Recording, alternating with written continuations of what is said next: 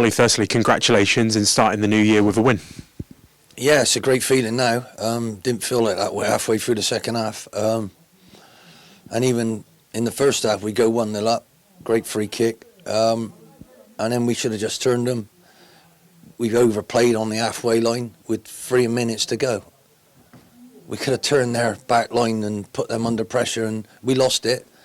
And then before you know it, they're getting a penalty. So it's bizarre. The game was bizarre. Even their second looked like it was a foul on our goalkeeper.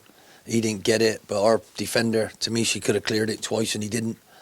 And it looked like another disappointing day, but the subs made a massive difference, give us that injection of pace and power and belief that we needed. And I'm delighted for everybody in that dressing room because it was getting nasty on the bench. I got booked, which is ridiculous, for what I actually said. How they kept on and on. The fourth official, particularly at half-time, ain't right either. So, but never mind. It is what it is. I'm just delighted. I couldn't watch. I just listened to our crowd and the joy that it gave them. And obviously they didn't even get time to kick off. So what a perfect time. Makes up for the Morecambe feeling that we've had. And it makes up for the horrible feeling we had losing 4-0 to them the other week. I want to talk about substitutions. You talk off camera about how important every substitution was that you made today, but you talk so passionately about how important every squad member is to your team and how important everyone's place is. Do you really see that you're getting so much injection from the players at the moment? It's my whole point. I think they're playing for their lives, and which is exactly how I've always got my teams to play. It's not always worked, with certain clubs, but I asked them to play as if they were a fan and if they were a supporter with the passion and never giving up. And the lads are trying to show me that, and that's what I will not ignore. And there's all sorts of speculation about who's coming and who might be coming and what we're doing and how we're doing it and who's doing it. Well, I've got 30-odd, 40-odd years of connections, and I'll be using every one of them. But the lads, I'm giving them a chance to prove to me that I don't need anyone else. So we've probably got too many, but what I'm trying to do is sieve through it, and the more problems they give me, the happier I am because we're winning and we're getting away from where we want to be. And they're showing development of personality and character, and it's coming in the group, and that's what life's all about. You can't win on your own in football. You can't. You need to keep going. You need to encourage. You need to go through some ups and downs and come out the other side stronger, and I think we're looking that way. You started the game really brightly with Ollie Clark heading home Will Wright's free kick. You must have been really pleased with how you started the game. Yeah, did he head it or did it hit him on the back? It was strange, but it was a great ball, and to be fair, Will's delivery on set pieces, some of our fans can't understand he's not on the end of it heading it in. Well, his deliveries are so good that we use him in that vein. So the second it left his foot, I knew it was going to cause them a problem. I'm delighted we did. Disappointed we didn't win the first half, but we managed to draw it, and then we won the second half, which is brilliant. You find yourselves 2-1 down in the second half. What's going through your mind, and what's the belief that you're installing in the players to come back and show that fight that they did today? Well, I wasn't installing anything. I was just trying to think about who we could put where to hurt them. Anybody needs somebody to run with it. Every team needs someone to run with it, and Rozier can do that. So he did really well on Saturday. I could have picked him today. I didn't want to because that would have been too much of a risk for him. But he's fresh and he was ready to come on after being what I said to him as I was putting him on. And sometimes you just want to give someone like that the ball, don't you? And what I'm astounded at is that we've signed him as a left wing back where he likes playing on the right. So I've got some issues, but we're gradually fighting through it. And as long as they keep playing like that, I got a terrible problem. I might have to leave some of them. But with the substitutions now, you can have 5 of them, so they're finishers. They're not starters, they're finishers, and I might have to share that out at times. And we did that without the big man. He got blasted his nose. Someone's, they crashed heads, and his hooter's almost as big as mine. God bless him. Would have been worse if it was mine.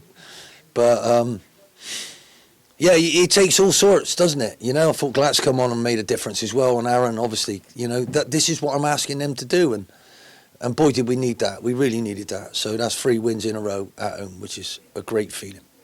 Before we talk about the goal that got us back in the game and then eventually our winner, you talk about this game really being the staple for you to really look back at the last time we played Colchester and seeing how far as a team you've come from that defeat to today. Have you seen positive signs from the result today?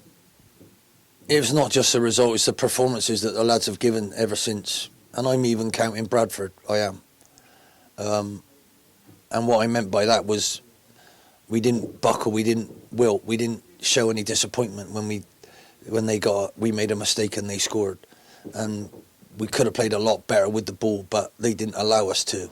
We got some things wrong about their shape. So I knew why it was, and we've had a lot of shots since. So it's all about trying to move forward. And, you know, the level of performance is improving all the time, in my opinion. And the aggression of our pressing and closing, you can't do that on your own. It's coming with talking and communication out there. And yes, we can get better, but you know, the lads are enjoying that side of things, and that's what you have to do in life.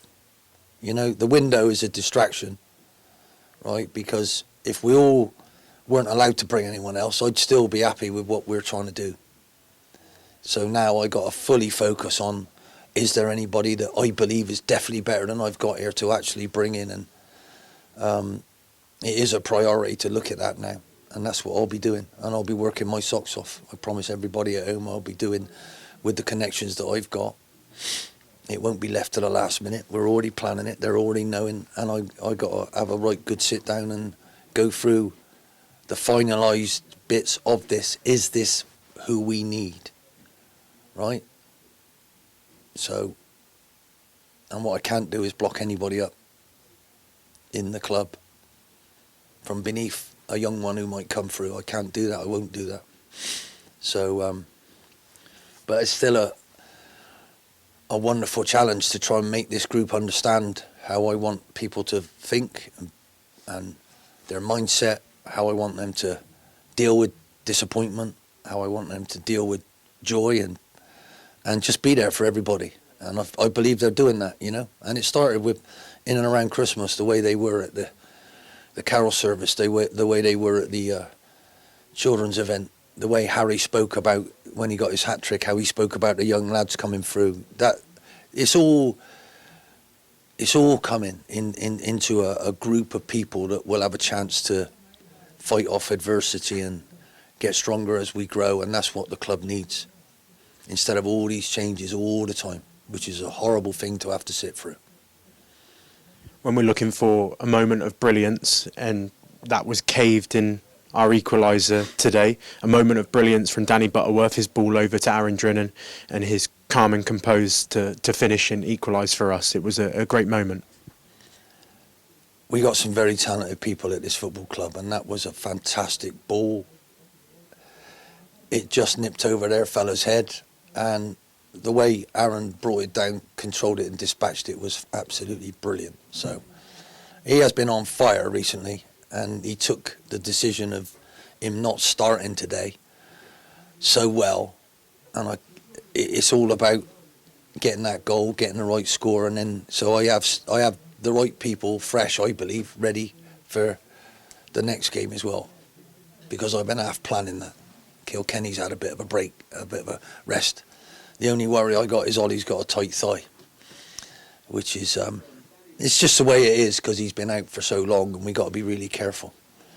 But at the end of the day, that's a fantastic performance, comeback. And as a football supporter, you've got to be really careful what you sing sometimes. Yeah, 1-0 up. And then 2-1 up, and you did. We're talking about, you know what I mean? absolutely talking about the final and the end to the game. We were just speaking off camera about how you were practicing penalties yesterday, but you couldn't even watch that moment, but you were able to indulge in that. 13 out of 13, and I went, we could have been playing Liverpool any chance, do you know what I mean? But Mate, it is what it is. There's 3 penalties in that game. Were they all ones? I don't know. I really don't know what a penalty is, but at least it worked out our way, and that's all that matters, really. I don't care if we crawled over the line. I don't care if as long as we keep fighting like we are, and as long as we stick together, that's the sort of thing that I want to be proud of, and I'm sure our fans are. The noise they made today was completely insane. Thank you. Although we've got a game in a couple of days, arguably this would be the end of that busy festive congestion schedule. You're obviously 3 games, 3 home victories on the bounce, and 2 fantastic away draws as well. So how do you analyse this period and how your players have done through such busy fixture congestion? 2 wins in a row. We haven't had 2 wins in a row, so now we've got to beat Notts County, and I won't settle until we've attempted to do that. So, and I've already got in my mind who's playing, because I'd already done it today. So I took a big risk the last game by changing everybody, and I've changed another 5, so I've got the fresh ones ready for the right game, I believe. So it's all about us getting another win. That's all that matters. And just lastly, 7,500 fans here in attendance, live on Sky Sports as well. That moment at the end where your players get to enjoy that winning moment with the fans, but the fans' incredible voice this afternoon as well. Yeah, it's been like that the last few games. So but I keep saying to the lads, if you're at it, they'll be with you, and they are. They were at Christmas. They are with us, providing we give the work in, And what I don't ever want to see is a absolute jumble nonsense like we saw away at Colchester. And I'm delighted that we managed to beat them today. That's a hell of a turnaround in a couple of weeks.